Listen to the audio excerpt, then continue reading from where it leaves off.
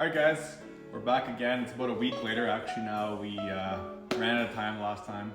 I'm going to go ahead and show you guys how to take the front bumper off so that you can start to route the wiring and get the wiring back into inside of your car to the fuse panel. And we'll show you how to do that right now. Let's go ahead and see that.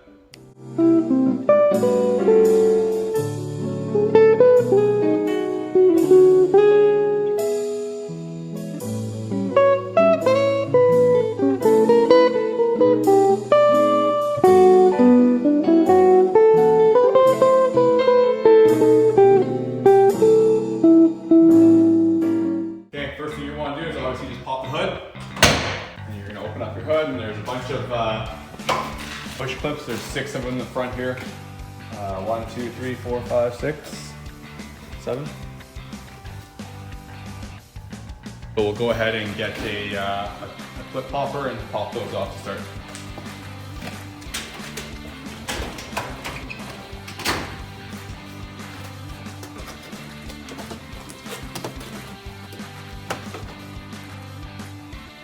Okay, so we got the 8 of those push clips out. We'll put those off to the side. Alright, so you're going to come around over here under your wheels. Just going from the fender, they attach just up underneath here. It's an 8mm socket that you're going to use.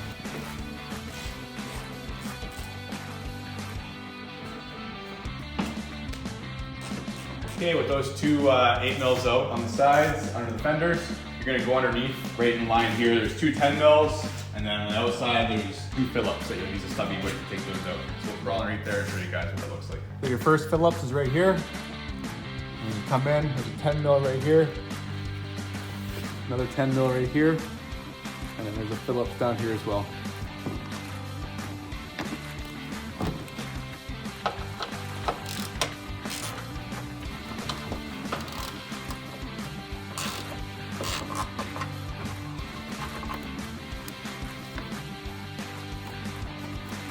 Once you got those 4 out, you're just going to come to the edges.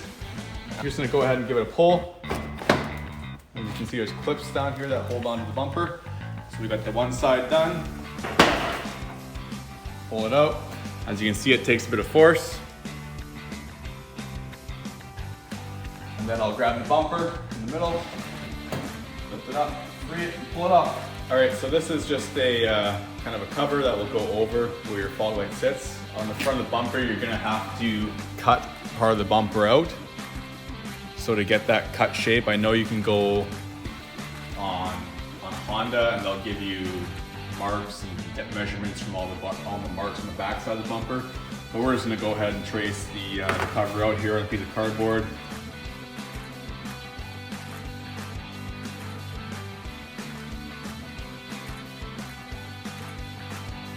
And once we got that traced out, the size, we're just gonna make measurements from the outside to these radiuses and just try and rough it in. If you do have a bad cut and it's not the cleanest cut, there is a bit of a lip that'll go around and cover up where exactly you're gonna be making a mess. So it isn't vital to be perfect, but I would like to get it as clean as possible so it looks good.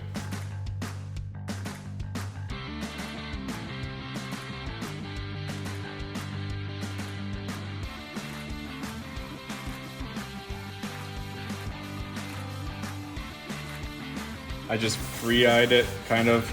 We're gonna cut this part out, and then we'll actually maybe just go ahead and fit this in just to make sure that it's gonna fit properly, and then we can actually take this and trace it onto our bumper and cut that mark out.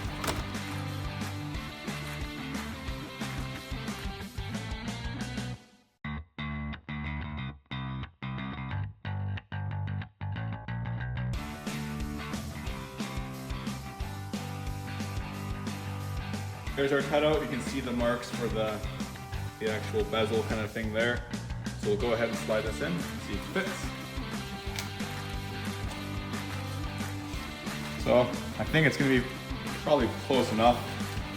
As you can see, there's a lot of lip there to cover that cutting area. The rest of the edge and the bottom, you're just gonna cut along right here anyways, so there's nothing really to trace. It's just that mark you gotta make the loop out that we want to kind of get as accurate as possible. Arts and Craft Day. I just cut up the part that we're gonna need here. Make sure you mark it. Right side, you flip it over, and that's your left side. So just make sure you put a little mark on it so you know which way you gotta face it.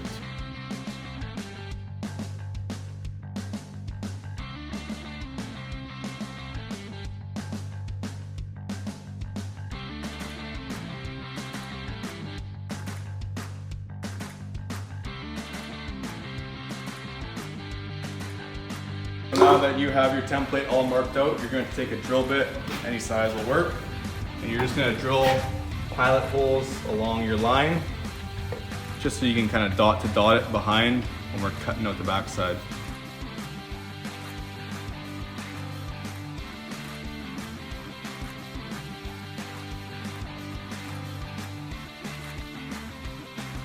And then we'll flip the bumper around and we'll look at the backside and show you guys where exactly to cut. All right, so we have the bumper flipped around. You can see your guide holes here to get the curvature that you're gonna want for that trim piece to go over it. You wanna make sure you stay inside of these little screw holes because that's where your bracket will be going on to. So I find the best way to cut with an X-Acto is you just kind of get your line, do a score. You don't have to press very hard, just make sure you got your line scored. And then just keep going over it lightly. And if you have a sharp, fresh blade, it'll cut through it relatively easy. You're not putting a lot of force onto it. You may have to go over it quite a few times, but it's better than struggling. A lot safer. And you're not gonna slip and accidentally cut yourself or something on over.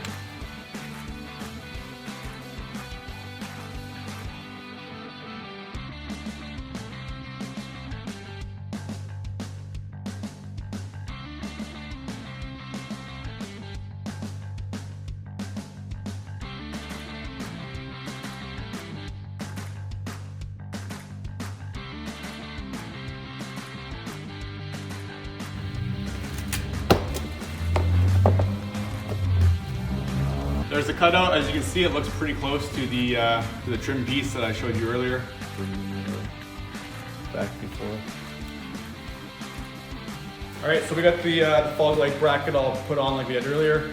We're gonna go ahead and fit it on here and use these little screws they give you to mount it into the bumper itself.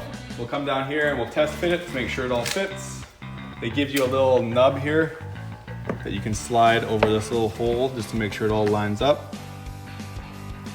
So we'll start there and we'll conform our bumper to fit it as necessary.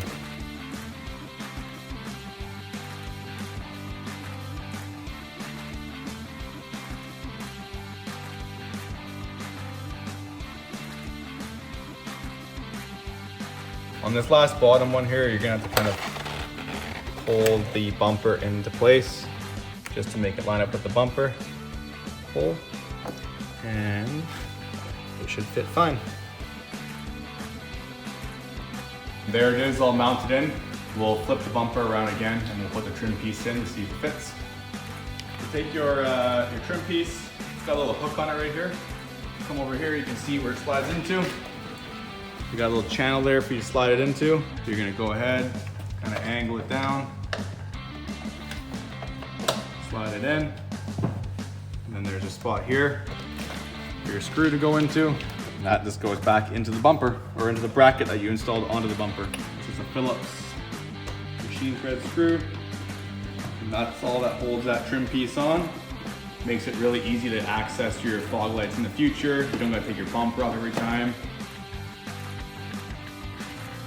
All right, now that the fog lights are actually in the bumper and the trims are on, we're gonna go ahead and start with the wiring. The first thing you're gonna wanna do is disconnect your negative from your battery. So for mine, it's an 11 mil.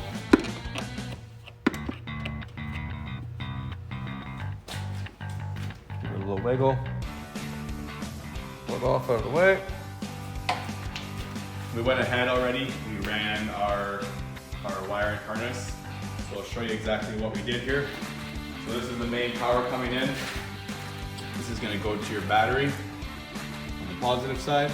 And then we came down here behind the air box and Down here is the fuse and the relay.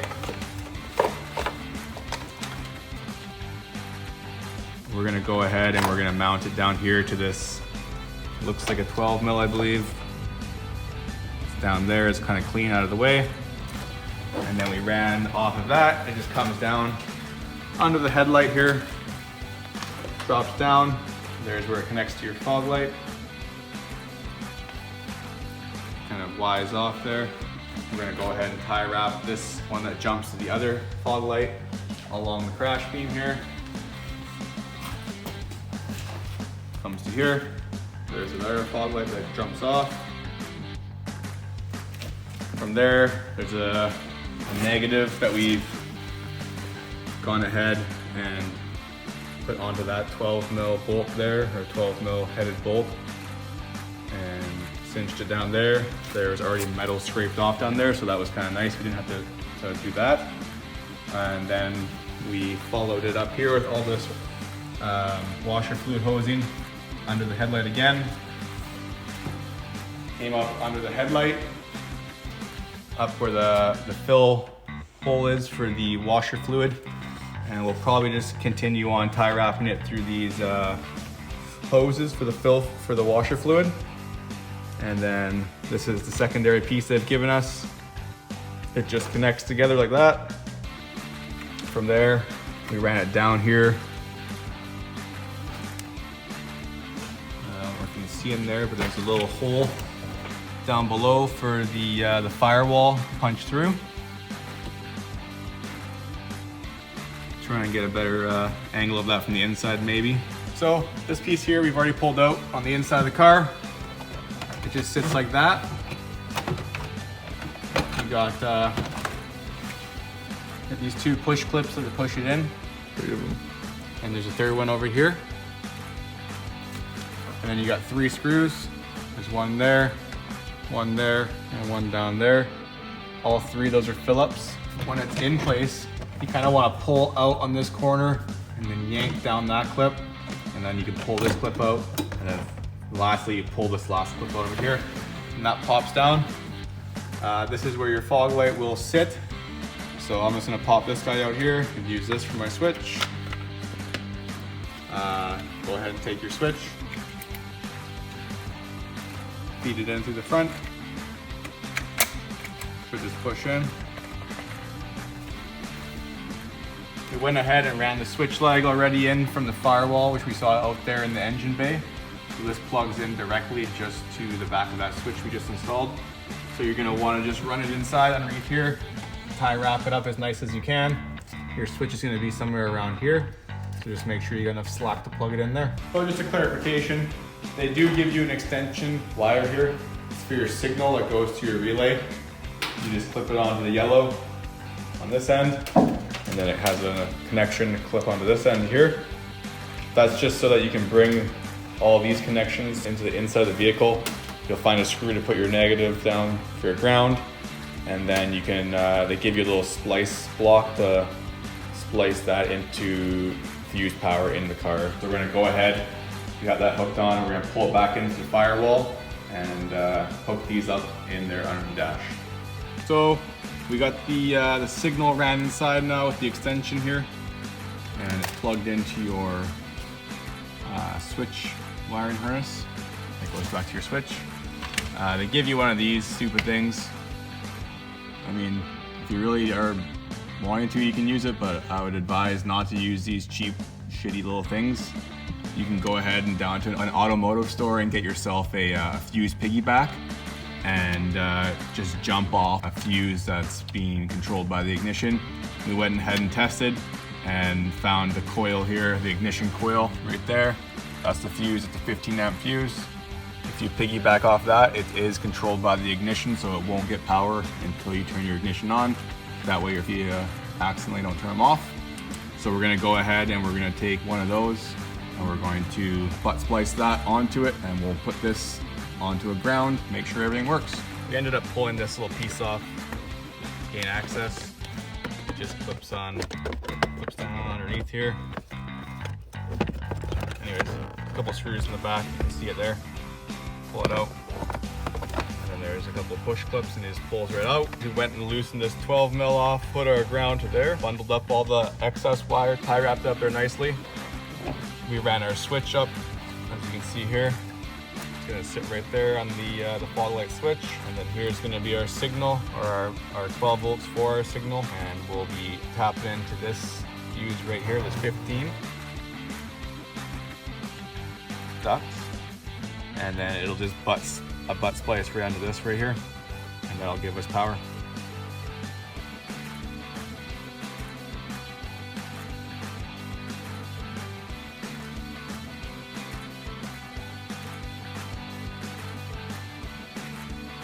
We'll go ahead, we'll connect this up.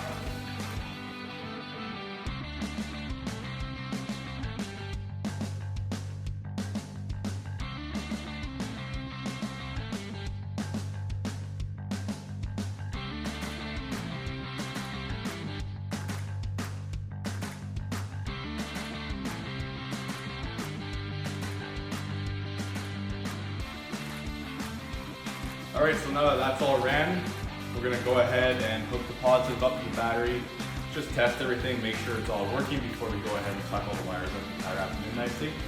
Take a 10 mil with the negative off the battery already, and we'll break this clamp.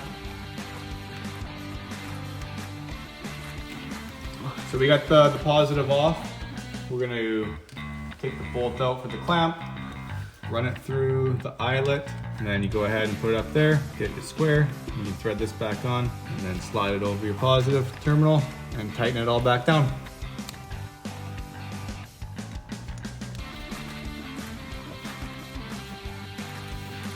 Okay, with that all done, we're gonna go ahead and put the negative back onto the battery, test the lights out, make sure they work. If everything's all good, we're gonna go ahead and start tie wrapping everything up and make it look good and clear.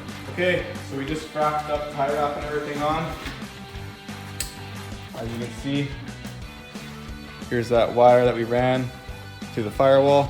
It's got tie wrapped there nicely along that wiring harness. Dropped it under the headlight like we said.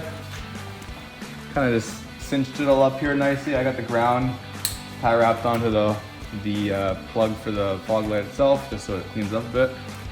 And then we actually just doubled up some tie wraps to get around this crash brace thing here in the front. We had to pull this foam off, there's a bit of tape, and we put 3 tie wraps along it and ran the wire on the back side of it so that it stays out of the weather as best it can. Doing that though, we had to tie wrap this back on. From there, we came down here, tie wrap, there's a little hole there, sorry, in the light bracket.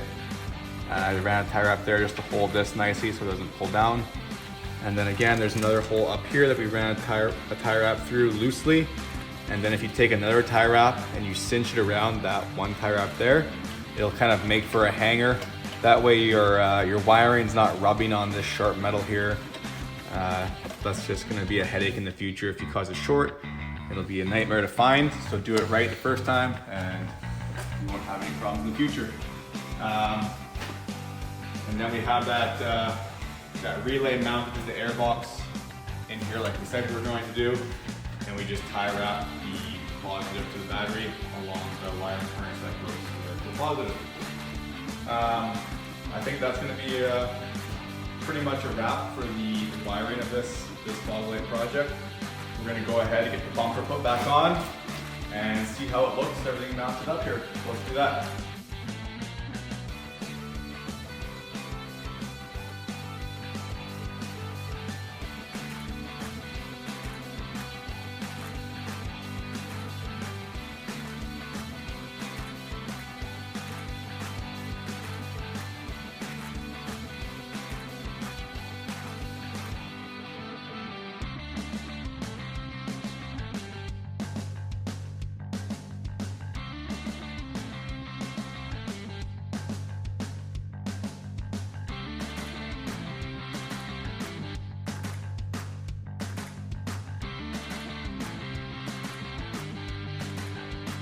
Alright guys, that's the last for the 2 bolts and the 2 Phillips screws.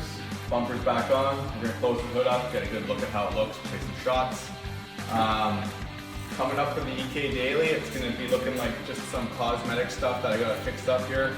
As you guys saw, the bumper is scraped up, the fender's kind of, clear coat's all peeled off, so I might pull that off and try and do a rattle can DIY paint job on that to see how that goes. And just a couple other various things. If you want to see more of this video, subscribe, like, comment down below what you'd like to see me do to the EK hatch. Thanks for watching, and we'll see you guys in the next one.